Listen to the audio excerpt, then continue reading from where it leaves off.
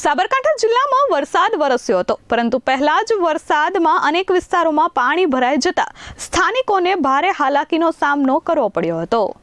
હિંમતનગરના Kankanol road વિસ્તારમાં અનેક રહેણાંક સોસાયટીઓ આવેલી છે। દર ચોમાસા દરમિયાન અહીં પાણી ભરાવાની સમસ્યા સર્જાય છે। સ્થાનિક લોકો દ્વારા આ સમસ્યાના નિરાકરણ માટે અનેક વખત નગરપાલિકામાં રજૂઆત કરવામાં આવી છે। જો કે પાલિકાના અધિકારીઓ અને સત્તાધીશો દ્વારા હજુ સુધી યોગ્ય કાર્યવાહી કરવામાં આવી નથી। તેઓ સ્થાનિકોમાં રોષ જોવા મળ્યો છે। થોડા જ વરસાદમાં રોડ પર પાણી ભરાઈ જતા લોકો ચિંતિત બન્યા છે। હજુ ચોમાસાની શરૂઆત થઈ છે। વધારે વરસાદ પડતા અહીં કમર સુધી પાણી ભરાઈ જાય છે, જેના કારણે સ્થાનિક લોકોને ઘરની બહાર નીકળવામાં પણ મુશ્કેલીઓ પડે છે। વહેલી તકે યોગ્ય ડ્રેનેજ અને વરસાદી પાણીના નિકાલની વ્યવસ્થા કરવા માટેની માંગ સ્થાનિકોએ કરી છે। કાલ રાત્રે થોડાક વરસાદમાં ગોકુલધામ આગળ જે કાકડ રોડ ઉપર ગોકુલધામ આવ્યું છે ત્યાં રોડની આ પરિસ્થિતિ છે।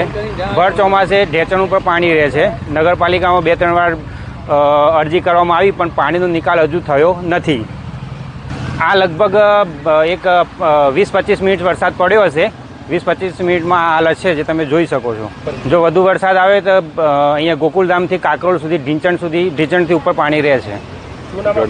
ભરત પટેલ, કલ્પેશ પટેલ, S24 ન્યૂઝ, સાબરકાંઠા।